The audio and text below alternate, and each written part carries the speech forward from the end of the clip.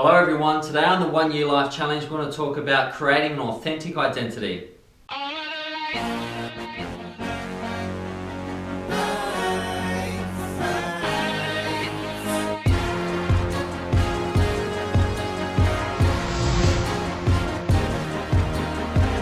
Hello everyone, today I want to talk about creating an authentic identity.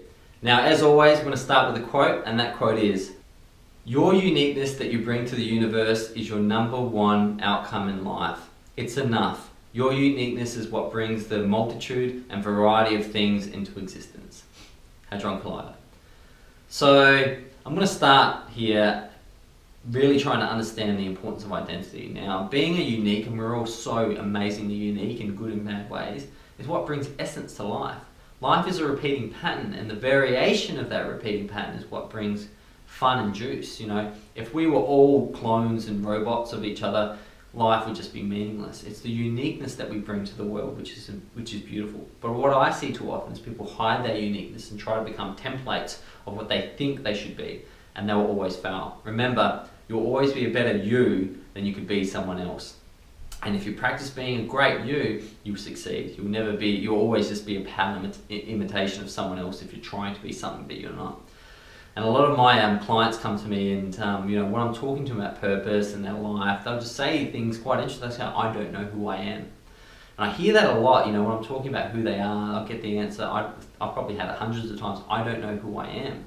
Now what's interesting about that is you do know who you are, but your model of who you are does not fit what you're told by other people, therefore you're confused. And today I want to talk about some steps to unravel that sort of mystery and define who we are. Now, growing up, I was told a lot of things, and this is really important about identity. I was told that I was funny, I was told that I was great, as a speaker, and these things weren't actually true. They're things that I'd worked on that people had just then, out of laziness, said, "Oh, you've always been a great speaker." And it's funny, when I meet people I grew up with, they always say, "Wow, you're just like you were when you were a kid, you're super confident, you're great with people." I think to myself, no, I wasn't. You just think it's easier to say that I've always had that, but it's not always true. There were steps I took, these 6 steps in particular, to create that identity. And, I wasn't always proud of who I thought I was. There were features, that I wanted to hide. I remember I had freckles, and I used to think, "Oh, why do I have these freckles? Why do I have such pale skin and freckles?" And growing up as a kid. And now that I understand my authentic nature, I think these are just the most incredible spots. Like, I'm better than a cheetah because I have these dots, and my pale skin is just wonderful because it really enhances my features. And they're the sort of transitions in understanding your uniqueness that can really help you contribute to others. Because the reality is, how you see yourself is how the world will take you. And getting stuck and caught up in negative things that you see insecurities, they really manifest them. So I can imagine when I was insecure about, for example, as a kid, about freckles, I'm sure people noticed them more. Now you're probably only noticing because I said how great they were, and you're probably agreeing. And there's maybe the same people that didn't agree when I didn't agree. So that's an example of the reflection that you can bring to the world. So identity is key and it's important, and I'm going to start with step 1. Understand that your identity is important. Once again, how you see yourself is how the world takes you, and how the world takes you is how you can create value for others. So understanding identity is at the core of who you are. You can't love yourself if you don't know who you are, and that's why you're spending the time watching this video today.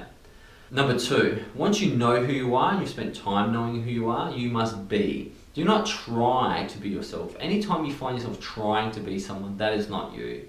The Tao, or the way, is the flow of your life, which won't be perfect, however it will be you. So when you're trying, or you find yourself trying too hard, that's generally because you're fighting the Tao. When resistance comes in or problems comes in, it's generally because you're fighting to be something that you're not.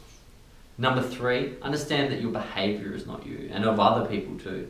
If you are acting like a bit of a scoundrel, it's because you're acting like a scoundrel. That's not the true you. You are the universal essence of life. You are the light that shines. Your behaviour is simply a manifestation of that. You can change your behaviour immediately.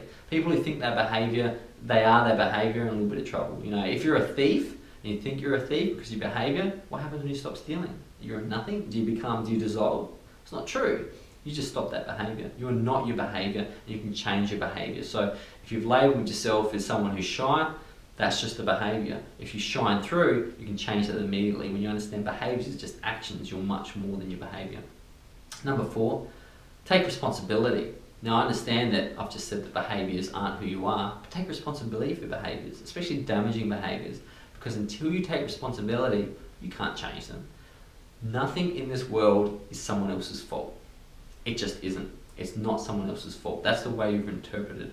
Not only is it not someone else's fault, we'll look at the other thing, no one is coming to save you.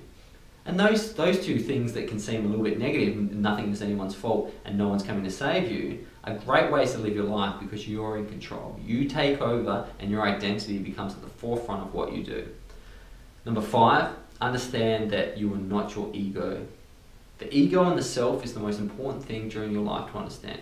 Your ego is a collection of beliefs or stories that you tell yourself. And it's your little story about your life. I grew up here, I'm really good at this, but people treat me poorly because of my race or my religion. And you carry that story, you put them on like a backpack, and everything you do, you see through the filter of that story. That story does not serve you. I can guarantee you, most people's egos and stories do not allow them to experience life in its full measure. Yourself is the new, renewed spirit that treats every single day like a new day. Your ego is a collection of stories, and when you drop the ego and the ego dies, you truly live. And that is at the essence of all spiritual teachings. Heaven is not a place with clouds, you're kicking it with angels. Heaven is when you drop the ego and you understand that you're here, you're in heaven. Jesus used to say, the kingdom of God is here, it's all around you. That's when you can become yourself and live your true identity. And number 6, the great Mahatma Gandhi once said, be the change you want to see. One of the things about once you understand your true self is you don't need to then enforce something to other people. If you believe that all people should be recycling and you feel that that's your true identity is to protect the environment, don't go around beating people around the head for not recycling. Just recycle. Do what your identity would have you do. And if you do that, people will naturally follow you. Your identity is unique to you, and allowing other people to find their identity is incredibly important. So understand that you just need to be the change you want to see, because what's interesting is as you be that way, you see what you want more and more often, because whether you think you can or whether you think you can't, either way you're normally right. And the great quote by Dr. Wayne Dwyer, which is, when you change the way you look at things, the things you look at change. That's all about being the change you want to see, because your world starts to form around that belief system. Your identity is important. Understand that. Know it. Don't try to be it. If you're trying too hard, then it's not your identity. Your behavior is not you.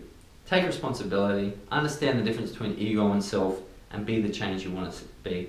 If you want to get regular updates like this daily, add a bit of positivity to the other noise about wars and violence going on around the world, follow me on Facebook, Twitter, or Instagram. You'll get those daily messages. For now, I'm really excited to be on this 12-month journey for you. I'm looking forward to tomorrow's video where we can grow just that little bit more. And remember, a year from now, you're going to be so glad that you started today. Thank you and goodbye. Hello everyone. Jump on YouTube and become a subscriber for special features that are unlocked once you click the subscribe button. Audiobooks, novels, a whole collection of information that isn't available on Facebook or Twitter is available for you as a subscriber on YouTube. So jump on now.